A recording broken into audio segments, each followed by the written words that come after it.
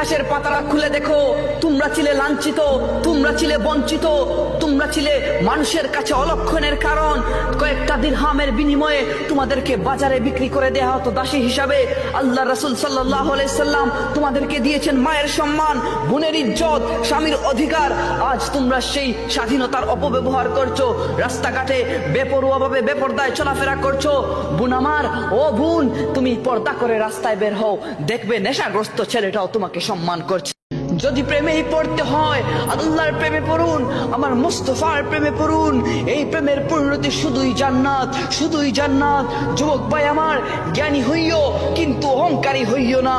হে যুবক, তুমি ইবাদত করিও কিন্তু লোক দেখানোর উদ্দেশ্যে ইবাদতটা করিও না। আলা বিযিকরিল্লাহি তাতমাইন্নুল কুলুব।